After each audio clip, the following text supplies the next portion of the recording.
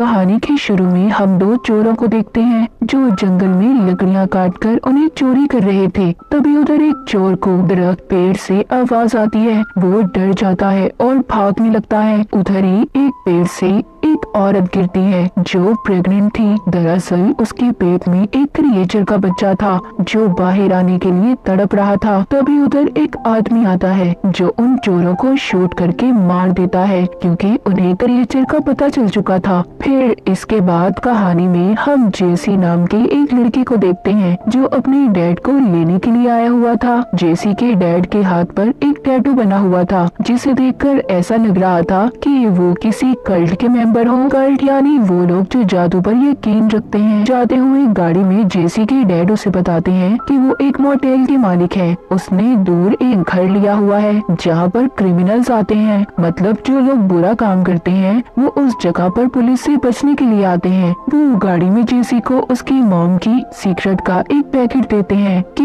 ये तुम्हारी मॉम की आखिरी निशानी है और यही वजह थी कि तुम्हारी माँ की जल्दी मौत हो गई। हम देखते हैं कि उनकी गाड़ी के पीछे एक बूढ़ा आदमी बैठा था जो एक क्रिमिनल था और पुलिस से बचकर बॉर्डर को पार करना चाहता था। जेसी के डैड दोनों को अपने मोटेल में ले आए थे। वो जेसी के साथ खाना खाते हुए कहते हैं कि ये जगह शहर से बहुत दूर है, यहाँ पर हमारे डेबिट क्रेडिट कार्ड्स कुछ काम के नहीं है और यहाँ पर अक्सर खाने की भी तंगी हो जाती है। जो बूढ़ा आदमी इनके साथ आया हुआ था वो जेसी के डैड से कहता है कि मुझे कमरा दिखा दे, मैं आराम करना चाहता हूँ। दरअसल इसे एक लड़की एंजली ने भेजा था जो जेसी के डैड के साथ मिलकर काम किया करती थी। इस काम के जेसी के डैड उसे पैसे दिया करते थे। मोटेल में बूढ़ा आदमी जेसी के डैड से अपने कमरे में जाने का कहता है और ये भी कहता है कि अगर उसे रहने का कमरा न दिया गया तो वो अपने पैसे वापस ले लेगा। मगर जेसी के डैड कहते हैं थोड़ा इंतजार करो। फिर ये दोनों को मोटेल के बेसमेंट में लेकर जाते हैं जहाँ पर ये एक पूल और छत पर बनी हुई कुछ तस्वीरें देखते हैं। जेसी काफी हैरान था। अब जेसी के डैड कहते हैं कि तुम उस आदमी से कपड़े उतारने का कहो तभी वो कमरे में जा सकता है। जेसी काफी हैरान होता है कि उसके डैड ऐसा क्यों कह रहे हैं। उनके कहने पर उस आदमी ने कपड़े उतार दिए थे। जेसी के डैड उसकी तस्वीर भी बनाते हैं पर वो आदमी थोड़ा परेशान था। वो सोच रहा था कि आखिर ये मेरे साथ क्या करना चाहते हैं। वो आदमी डरा हुआ था मगर जेसी के डैड उसको डांटते हैं कि जाओ कमरे में। जिसके बाद वो अपने बेटे को कंट्रोल रूम में लेकर जाते हैं जहाँ पर से सब कमरों को देखा जा सकता था। वहाँ रहकर सभी कमरों पर नजर रखी हुई थी। जेसी के डैड कहते हैं क्या तुम देखना चाहोगे कि उस कमरे में क्या हो रहा है। जेसी कहता है हाँ। तभी उसके डैड एक अलमारी खोलते हैं जिसके अंदर एक खुफिया दरवाजा बना हुआ था। वो बूढ़ा आदमी जब बेड पर लेटकर आराम करता है तो वो बेड अचानक से चिपचिपा होने लगता है और उस आदमी के जिस्म की हड्डियां टूट रही थी। जेसी भी ये सब बाहर खड़ा देख रहा था। उसे ये सब देखकर अजीब लगता है और सोचने लगता है कि एक बेड आखिर एक आदमी को कैसे खा सकता है। इसके बाद जेसी के डैड उसको एक बैग देते हैं और उस आदमी के बाकी जिस्म के हिस्सों को उठाने का कहते हैं। जेसी जब ऐसा कर रहा था तो उसको बेड के नीचे एक क्रिएचर दिखाई देता है। जेसी जैसे ही उसे देखता है उसे उल्टी आने लगती है। उसके डैड उसके पास जाते हैं तभी उनकी उंगली से खून आ रहा था। वो उस खून को क्रिएचर को पिलाकर उसे शांत करते हैं और जेसी से कहते हैं कि इस बारे में वो किसी को भी कुछ नहीं बताएगा। वो उसको बताते हैं कि यहाँ पर सिर्फ मैं आदमियों को ही लाता हूँ क्योंकि ये क्रिएचर सिर्फ आदमियों का गोश्त खाता है और औरतों पर इस किस्म का हमला करता है कि वो प्रेग्नेंट हो जाती हैं, जिससे एक और क्रिएचर पैदा होता है। अगले दिन जेसी मोटेल के बाहर एक लेडी को देखता है जो दरअसल कोई और नहीं बल्कि एंजली थी। वो फोन पर डॉक्टर से बात कर रही थी क्योंकि उसका बेटा बीमार था। अब जेसी अंजलि के पास जाता है और उससे पूछता है कि तुम कौन हो और यहाँ क्या कर रही हो क्योंकि वो अंजलि के बारे में नहीं जानता था। जिसके बाद अंजलि जेसी के डैड के पास जाती है और उसे बताती है कि उसका बेटा बीमार है, उसको पैसों की जरूरत है। जेसी के डैड उसे पैसे देते हैं और उसे और ज्यादा लोग लाने का कहते हैं।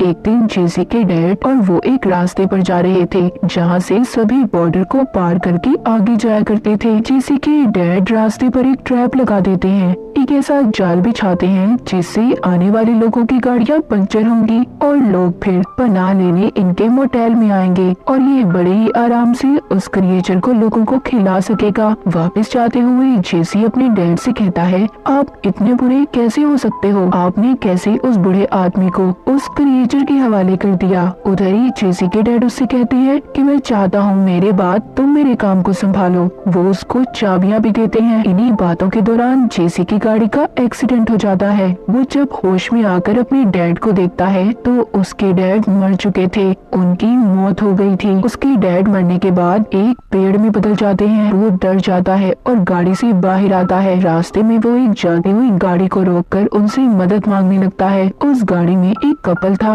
मगर वो उसकी मदद करने के लिए तैयार हो गए थे। जेसी अब उनको अपने मोटेल ले आया था जहाँ पर एंजली उसका इलाज करती है और उससे कहती है कि मैं 3 क्रिमिनल्स को अपने साथ लाई हूँ जिसके मुझे पैसे चाहिए। जेसी उससे कहता है अभी मेरे पास पैसे नहीं है, मेरे डैड की मौत हो चुकी है। जिसके बाद जेसी उन लोगों से मिलने जाता है और उन्हें खाना भी देता है मगर खाना बहुत कम था। एक आदमी कहता है ये खाना तो बहुत कम है और तो हमारा पेट भी तो नहीं भरेगा इससे। जिस पर जेसी उनसे झूठ बोलता है और कहता है देखो ये जगह बहुत दूर है और मेरे डैड जल्दी खाना लेकर आ जाएंगे, वो खाना ही तो लेने गए हुए हैं। अब खैर थोड़ा थोड़ा खाना खाने के बाद सब अपने अपने कमरों में चले जाते हैं और जेसी कंट्रोल रूम में बैठकर सबकी बातें सुनने लगता है क्योंकि उसके डैड ने यहाँ के हर कमरे में कैमरा लगाया हुआ था। वो कपल आपस में बात कर रहा था। उसमें से लड़का कहता है हमें यहाँ पर नहीं आना चाहिए था, मगर लड़की कहती है अगर हम उस लड़के की मदद ना करते तो वो तो मर जाता ना और मुझे बिल्कुल अच्छा नहीं लगता। उधर वो तीनों क्रिमिनल्स भी अपने घर जाने के बारे में बात कर रहे थे। तभी जेसी देखता है कि एंजली उस क्रिएचर के कमरे को चाकू से खोलने की कोशिश कर रही थी। फौरन से जेसी उसके पास जाता है और उसे वो कमरा खोलने से मना करता है। एंजली कहती है मैं जानती हूँ तुम्हारे डैड ने पैसे इसी कमरे में छुपाए हुए हैं। वो समझाता है, कहता है देखो बात समझने की कोशिश करो, उस कमरे में कोई पैसे नहीं है। मगर वो नहीं सुनती और दरवाजा खोल देती है और जाते ही उसमें पैसों को ढूंढने लगती है लेकिन उसे कुछ भी नहीं मिलता। अब जब ये दोनों यहाँ से जाने वाले थे तभी उधर वो कपल आ जाता है जो जेसी को बचा कर लाया था। वो उस कमरे को देखकर बहुत खुश होते हैं। जेसी उन्हें अंदर आने से रोक रहा था मगर वो नहीं सुनते, उल्टा इसी को कमरे से बाहर निकाल देते हैं। जब वो उस कमरे में क्रिएचर वाले बेड पर बैठते हैं तो वो क्रिएचर लड़के को अपने अंदर खींच लेता है, मतलब उसे खा लेता है और उस लड़की को प्रेग्नेंट कर देता है। बाद में जेसी दोबारा से जब उस कमरे में जाता है तो वो लड़की को बेहोश पाता है।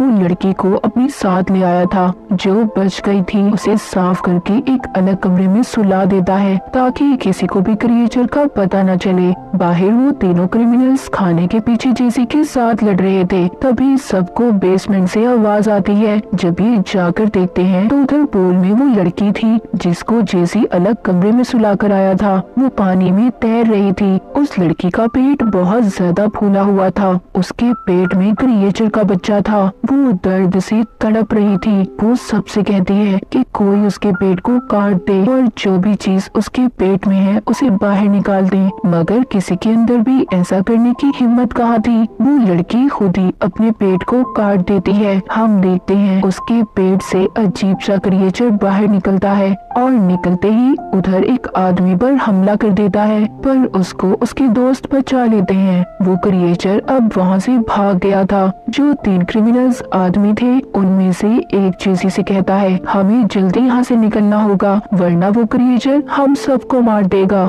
जब ये यहाँ से जाने लगते हैं तो देखते हैं किसी ने इनकी गाड़ी को पंचर कर दिया था। वो वापस अंदर आकर एंजली से पूछते हैं क्योंकि इन्हें यहाँ पर एंजली ही लाई थी। वो उससे कहते हैं जरूर तुमने ऐसा किया होगा, मगर तभी इन्हें बहुत खौफनाक डरावनी आवाज सुनाई देती है जो उसी क्रिएचर की थी जिसको जेसी के डैड ने रखा हुआ था। इसीलिए सब बहुत ज्यादा डर जाते हैं।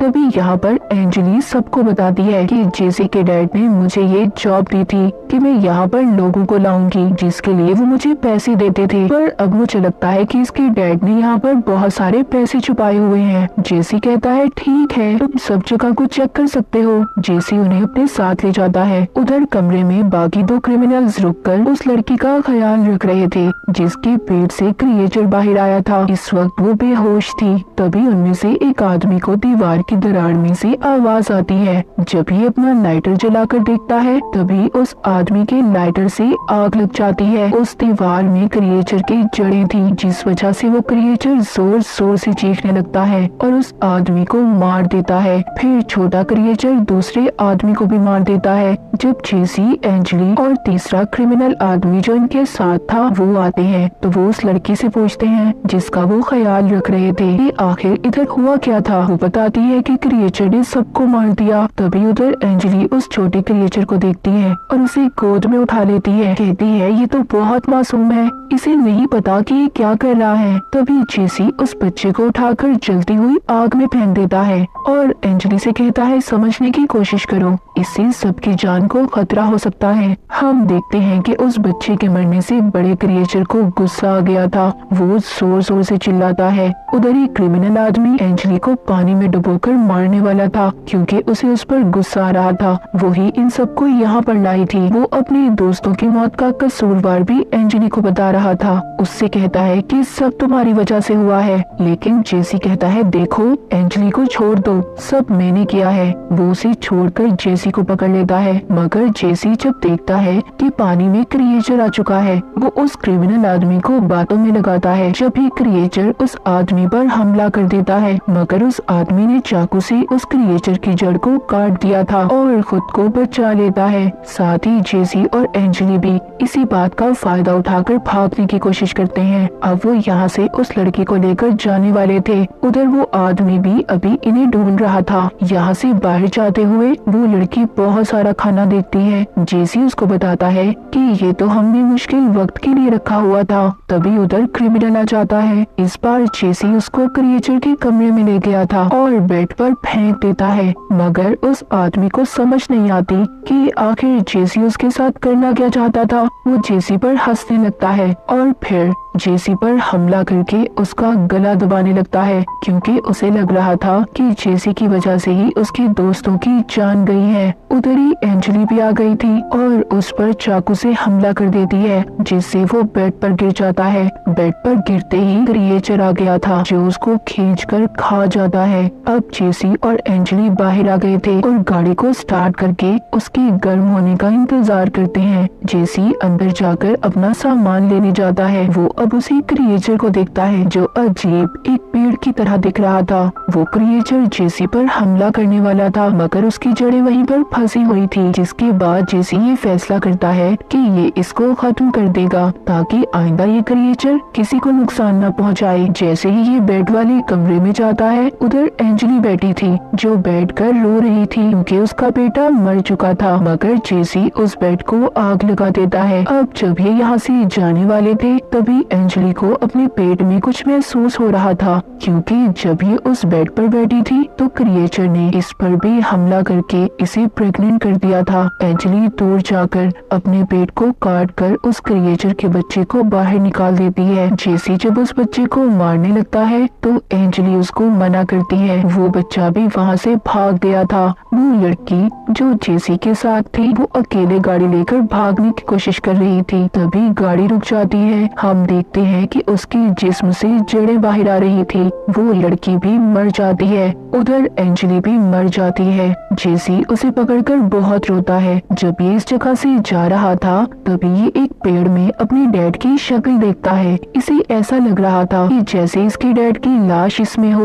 वो उनसे सॉरी कहता है सॉरी डैड कि मेरी वजह से आपकी मौत हो गई। जाते हुए वो अपनी मॉम के ख्यालों को भी देख रहा था और चला जाता है। हमने कहानी के शुरू में देखा था कि क्रिएचर जिसको भी मारता था उसको पेड़ दरख्त में बदल देता था। और जो औरत शुरू में मरी थी वो जेसी की मॉम थी, और जिस आदमी ने चोरों को मारा था वो जेसी के डैड थे। और उस क्रिएचर को अपना बेटा मानकर उसे अपने साथ मोटेल में रख लिया था, ताकि जो भी इनके मोटेल में आए वो उस क्रिएचर को खिलाकर उसका पेट भर सके। मगर इस बात को कोई भी नहीं जानता था कि ये क्रिएचर आखिर आया कहाँ से था। और इसी के साथ ये मूवी यहीं पर खत्म हो जाती है।